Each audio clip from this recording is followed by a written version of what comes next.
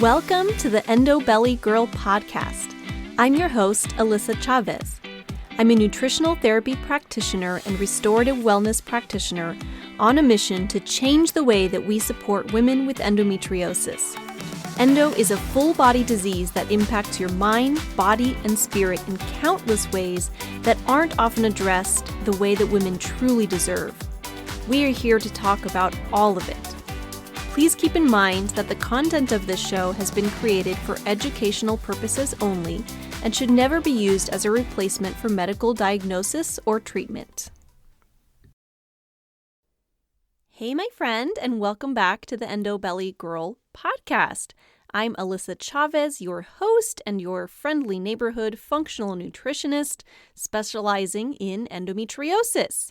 So, today I want to talk about nutrition, surprise, but I want to talk about some specific nutrients that are really important for endometriosis, right? Because as Endo Warriors, we're not just trying to eat healthy in general, we're trying to really fill ourselves with nutrition for endometriosis in particular, really for your unique body, but your unique body does have endometriosis, and there are some specific nutrients that have been studied to be especially beneficial with endo, and so that's what we're going to talk about today.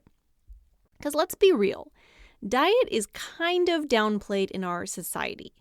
I know I have actually been brushed off myself by doctors and other people when asking about nutrition for endometriosis. But what I wonder is whatever happened to the idea that you are what you eat? Because that, my friend, is still true. Here's the thing. The foods that we eat may not solve all of our problems, and your endometriosis certainly was not caused by food, but getting proper nutrition for endometriosis is a huge step in the healing process and can also be a source of frustration for so many people. I hear this all the time, just being so confused about what exactly to eat. Now, eating for endometriosis isn't about following one perfect diet that works for everybody. It's really about tailoring your unique diet to work for Endo Warriors and for your unique body. In today's episode, I'm going to give you the top 6 nutrients that studies have shown to be effective for endometriosis, and focusing your diet around these can really help you to reclaim your energy, manage your pain, and give you back control over your own body and your own life. In fact, I altered my career path in life and studied to become a functional nutritionist because I saw such a huge difference in my own health and my own endo symptoms simply by working with nutrition. And that's why I created this podcast in the first place, to be able to share that info with all of you. So we will dig into all of that today. Before we unpack that, let's take a look at some of the myths versus truths when it comes to nutrition and endometriosis. All right, myth number 1, diet has no impact on endometriosis. The truth, nutrition has shown to significantly influence inflammation, hormone balance, and immune function, all of which play a role in managing endometriosis symptoms. Myth number 2, eating clean or simply avoiding processed foods is all that you need to manage endometriosis. The truth, endo really is a complex condition, and managing endometriosis requires a more targeted approach, including specific nutrients that support hormonal and inflammatory pathways.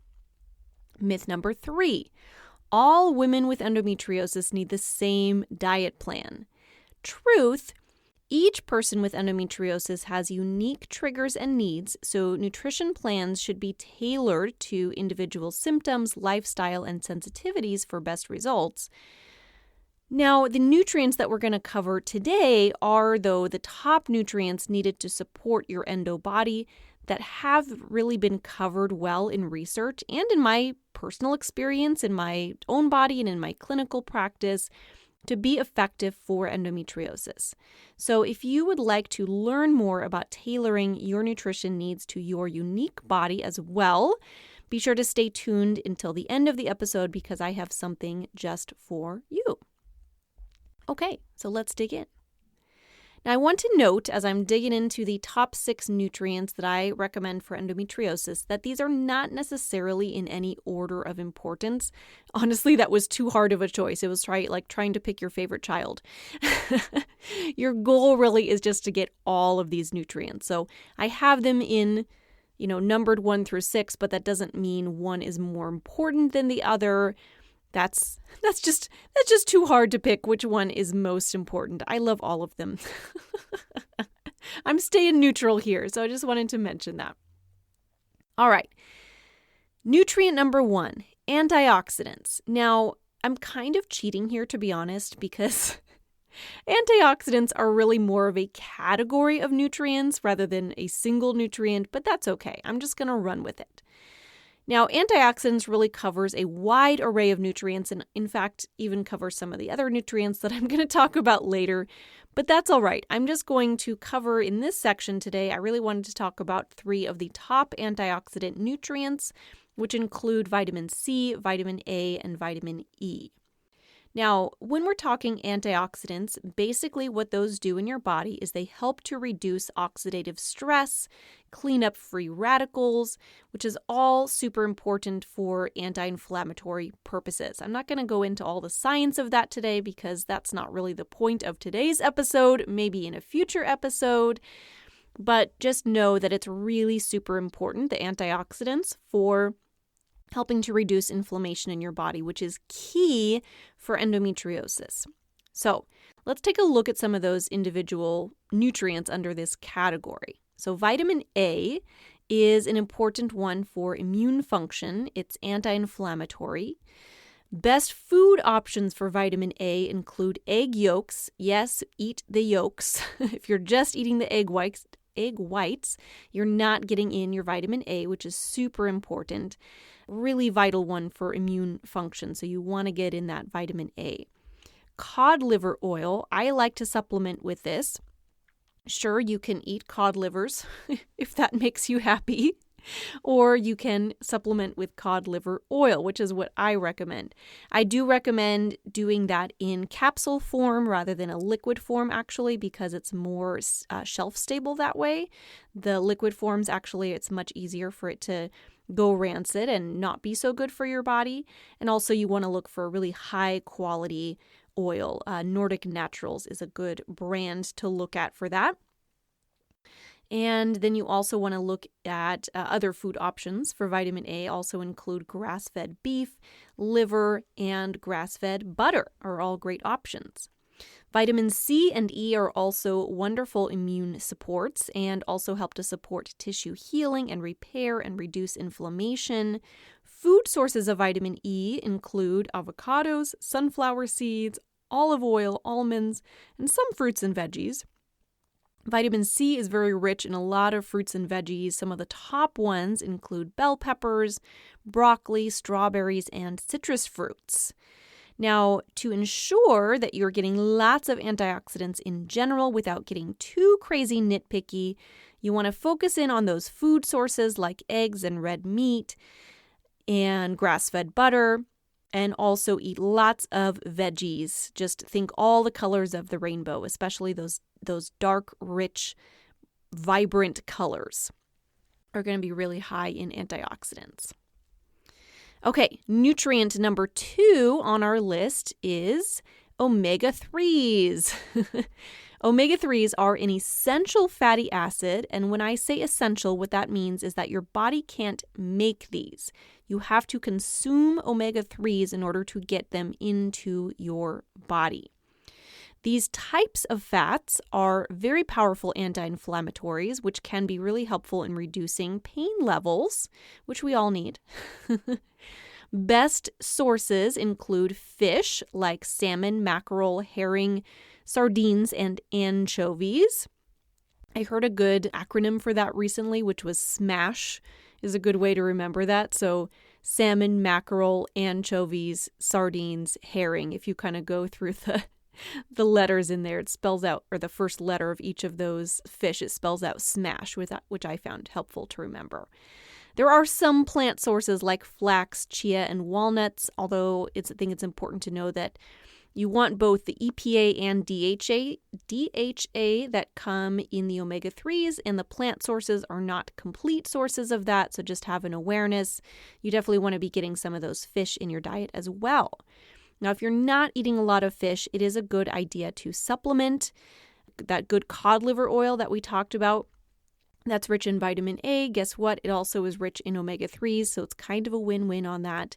Just make sure it's a good quality brand. Again, capsules over liquid for stability, well processed. If the oils are damaged in the processing, which unfortunately is super common, that can be an issue and can actually do more harm than good. So it's like good quality or nothing are really your options. You don't want to just get a poor quality oil because that will end up doing more harm than good in your body.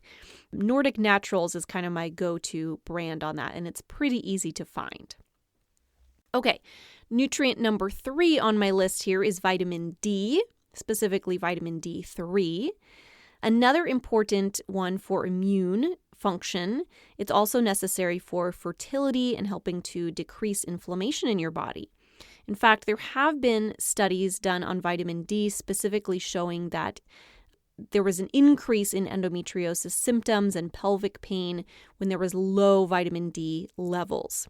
So I do generally recommend, especially with vitamin D, to do a blood test to check your vitamin D levels, especially if you're going to be supplementing, because you can actually get too much.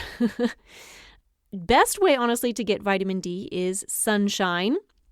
Get your booty outside, get some unfiltered sunshine, meaning you're not putting on sunscreen and sunglasses and covering your entire body with clothes, because that won't actually allow your skin to absorb the sunshine. So it can be as little as 15 to 20 minutes of unfiltered sunshine per day. A note on that is that if you have lighter skin, you will absorb that sunshine more quickly. If you have darker skin, you may actually require more direct sunlight. So just be aware of that as well. You can also get vitamin D through some animal products, again, like cod liver oil, fatty fish like salmon. See, there's some overlap in some of this. That's why getting in the nutrients you need is not actually as hard as it seems, because there's a lot of overlap. Some of these really nutrient-dense foods have multiple nutrients that we need. So that's pretty awesome. You can, of course, also supplement with vitamin D. If you're going to supplement, you always want to look for vitamin D3 that's paired with vitamin K2.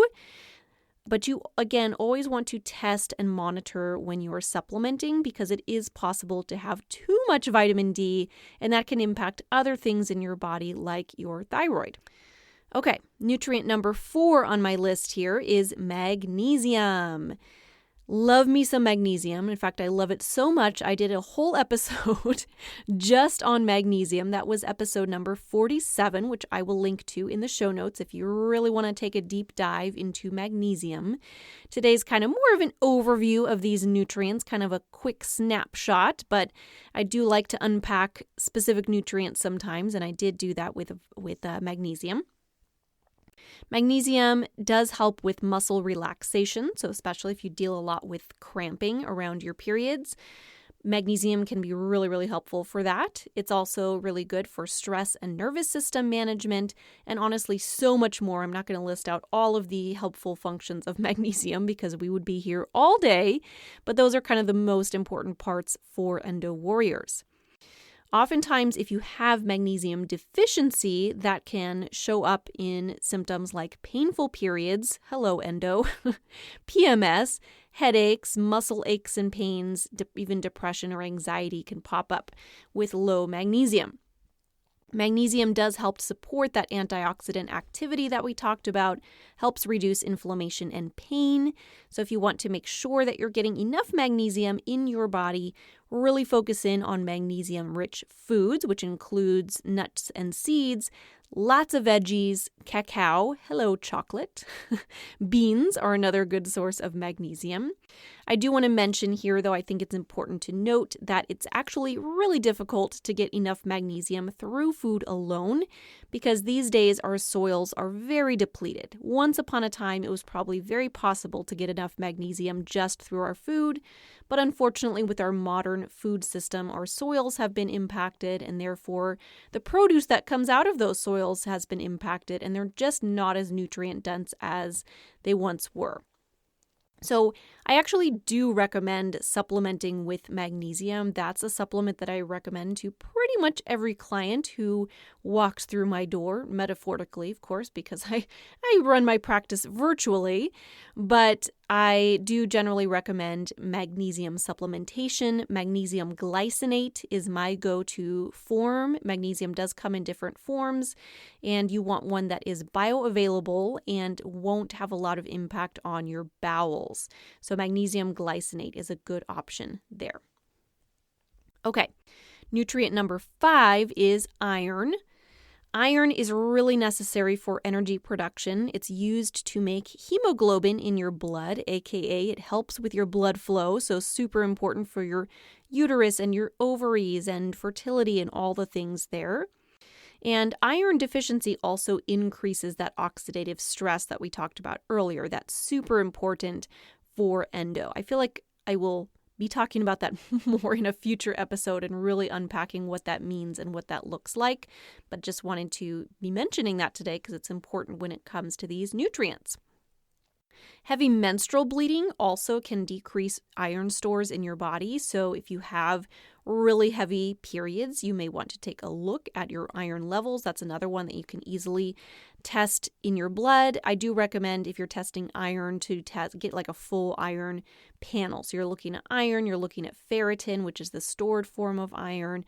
You're looking at TIBC, percent saturation. There's a whole, like when I run a comprehensive blood panel in my practice, I tend to look at kind of all of those markers because just iron alone doesn't really give you the whole picture.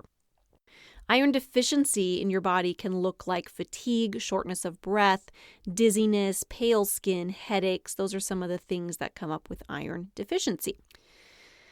If you're looking to get iron in your body, which you definitely are, if you're an Endo Warrior, you want to be focusing your diet on red meat, organ meats. Yes, organ meats. I know those freak people out, but there are ways to get organ meats in your body that are really pretty painless. I buy some ground meat that I get at my local health food store. Force of Nature is the brand that I buy. And it actually has a blend. You can buy like a ground beef and it has a small amount of organ meat ground and blended in there. You truly don't really notice it. So I just wanted to mention that is not as crazy as it sounds. And organ meats actually are super nutrient dense and good for you in so many ways. There are also plant sources of iron, like spinach is really the top one. However, that is non-heme iron. It is not as bioavailable, and you need a lot of that in order to get enough in your body, like more than is reasonable to eat. So I definitely, if you are not eating red meat, I would probably look into supplementing with iron because you're probably not getting enough. You can also, by the way, cook in cast iron pans to help to boost iron levels. So that's another thing you can go to if you're not eating red meat all the time, but you want to get more iron. Cooking in cast iron is a nice little hack there. Also, if you're consuming vitamin C rich foods alongside iron rich foods, it can also help to increase iron absorption. So if you're going to make a steak, cook some broccoli along with it, you get that vitamin C in, and then you'll make sure your body's actually getting the iron in, which is great. Okay, next up on my list, actually last up on my list for today, nutrient number 6, zinc. This is definitely a last but not least kind of situation because I love me some zinc. That's another super important minerals. Can you tell I'm a big nerd here? I am at a point in my life where I feel okay about that, and just letting you all know in public on my podcast that I am a big old giant nerd and I love nerding out on stuff like this. So I did, in fact, do a full podcast episode that was number 49, where I took a deep dive just on zinc and all the important things about that particular mineral. But just a quick overview for today. Zinc is really important, especially for immune system. That is one of those nutrients that we tend to take when you're starting to get a cold. Well, that's because it's really supportive of your immune system. But guess what? That's also really important just in general for endometriosis, not just when you happen to be getting sick. Helps to support inflammation. It's also really important for fertility if that's a concern for you. Signs of zinc deficiency. Everybody stop what you're doing right now and look at your fingernails. Check them out. Do you have little white spots on your fingernails? If so, that can be a sign of zinc deficiency. So that's a kind of a quick and easy way. I'm actually happy to report that right now, because I'm looking at my fingernails to check them out as I'm recording this podcast episode. Thankfully for me, I am not super girly and I really never paint my nails. Oopsie. Much to my husband's chagrin. So I can see my fingernails and they are quite clear of white spots, which is awesome because my fingernails used to always have white spots. But I guess that means I've gotten my zinc status up, so yay on that. Other signs of zinc deficiency can include slow wound healing, like if you get a cut, does it take a really long time to heal? Sometimes it can look like hair loss, acne, a weak immune system, like you're always getting sick. Reduced taste and smell can also be a sign of zinc deficiency. Food sources of zinc, again, we're looking at animal foods. Seems to be a common theme, so just wanted to kind of point that out here. And this is, by the way, coming from someone who is a former vegetarian. I believe I've talked about this at some point on the podcast before. I was actually a vegetarian pretty strictly for 6 years of my life, so a fairly significant amount of time. And when I think I was, by the time I received an endo diagnosis, I was back to being a pescatarian. And then after receiving my endometriosis diagnosis and starting to really learn about nutrition and really understand my body and symptoms and what my body was trying to tell me and all the things, I learned that my body really wasn't doing well with that. And I'm just telling you my own personal experience, certainly not telling you what to do. It's your body. You get to make your own choices that work best for you. But I just highly recommend that you make those choices fully informed of the implications and what it means for your body. Because again, when we're looking at zinc, the top food sources include red meat. Poultry has some zinc as well. Seafood, shellfish, oysters actually are really one of the top sources of zinc in the world. So we're kind of looking again at the animal foods. So just something to be aware of. There are some plant sources of zinc, but honestly, if you are following a vegan or vegetarian diet, you should be supplementing with zinc. It's going to be really hard to get enough, and to get enough that's bioavailable for your body. You can supplement up to 30 milligrams per day. Keep an eye on that because it is possible, like anything, to have too much zinc. If you start to get a metallic kind of taste in your mouth, that's generally a sign that you're getting too much. One thing you can do to keep an eye on zinc levels is actually just do a zinc taste test. So you can buy some liquid zinc, like an aqueous zinc, hold it in your mouth for a period of time and see what it tastes like. If it doesn't really have much of a taste at all, that probably means you could use some more zinc. And if it gives you kind of a metallic taste, that probably means you are sufficient or possibly too much zinc in your body. I will mention too that when it comes to supplementing with minerals, it's not really a good idea to just supplement with individual minerals for long periods of time because the minerals really work synergistically with each other. And so if you have too much of one, it can knock other minerals out of balance. So for example, zinc and copper work kind of antagonistically with each other. And so if you have too much zinc, it can drive down copper levels, and that can have other impacts on your body and vice versa as well. That the other way can also be true, where high copper can drive down zinc levels. So it goes both ways, but just wanted you to be aware of that. Sometimes you do need to supplement with zinc for a period of time, by itself to help to up your zinc levels, but then in the long term, you want to be balanced in your minerals. All right, my friends, so those are the top 6. Just a recap there. Number 1 was antioxidants, and specifically we covered vitamin C, A, and E. Number 2, omega-3s. Number 3, vitamin D. Number 4, magnesium. 5, iron. And 6 was zinc. So the top 6 nutrients that I recommend. As I speak to frequently, of course, I always recommend taking a food-first approach when it comes to all of your nutrients. So by listening to this episode, I hope that your takeaway was not, oh, okay, these are the nutrients that I need. I'm going to head over to my local health food store and buy supplements, and then I'll be good to go. Not really what I'm recommending here. Some of the nutrients do require supplementation based on your diet and how much of that nutrient you might be getting in and or what your blood serum levels are looking like. But I always recommend taking a food-first approach because A, it's going to be the most bioavailable form of any nutrient is through food. That's how we're intended to get nutrients in. B, it will prevent you from taking, 25 supplements a day, which can get a little overwhelming. And I want to remind you all again that supplements are intended to be just that, supplemental to a high quality, nutrient-dense diet. So that should always be your number 1 focus. I know I talk about nutrition and diet and what to eat a lot on this podcast. There are many episodes. This is going to be, I think, episode, what are we on here? 63? So yeah, you got 62 other episodes you can go back and binge on. They're not all about food, but I probably talk about food on pretty much all of them. So you can definitely go back and listen and, really learn about how food can work in your body because I wholeheartedly believe that a food-first approach is super, super important.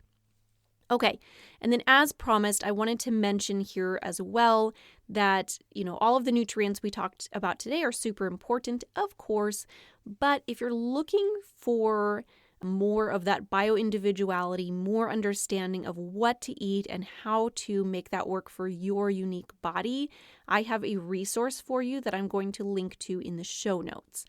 It is my free guide to building your own endometriosis diet. If you have not looked at that yet, gone through that yet, I highly recommend it. It can be super helpful for you along your journey. So I will link that for you up. I will link that up for you in the show notes. Let me make that make sense. All right, my friend, that's all I've got for you today. Hope you have a wonderful day and much love, and we'll talk soon. Thank you so much for joining me today, my friend. If you loved what you heard, be sure to share with a friend and subscribe so that you can keep coming back for more. If you are ready to take the next step towards getting to the root cause of your endo symptoms like endobelly, pain, fatigue, and so much more, you need to download my free ultimate guide to building your own endometriosis diet. You can find the link in the show notes or at www.endobellygirl.com. Until next time, my friend.